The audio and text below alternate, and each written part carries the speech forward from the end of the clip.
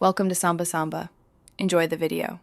In this video, I will explain how to use controller on Fightcade 2 only ways.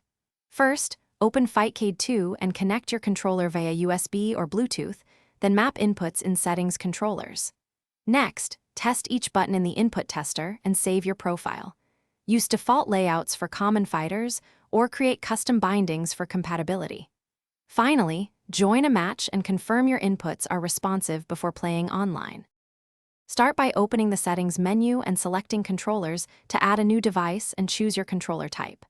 Calibrate analog sticks and dead zones so movements feel precise, and assign buttons using the on-screen prompts to match your preferred layout. Save profiles with clear names so you can switch quickly between characters or games. If you use Bluetooth, ensure low latency mode and repair if inputs drift during play today. If this guide is helping, please subscribe and like to support the channel and get more tips.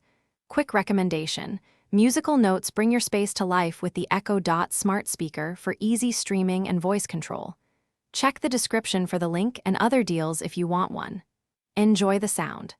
Thanks for the support, it keeps these tutorials coming, and now let's get back to the video. Test your controller in local matches and the input tester to verify every button and direction registers correctly.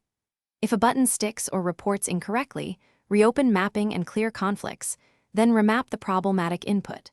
For lag, check USB ports, cable quality, or switch to a direct connection instead of hubs. Keep firmware updated on modern controllers and consult the Fightcade community for rare compatibility patches or shared profiles online. Thanks for watching. Consider subscribing if we helped you.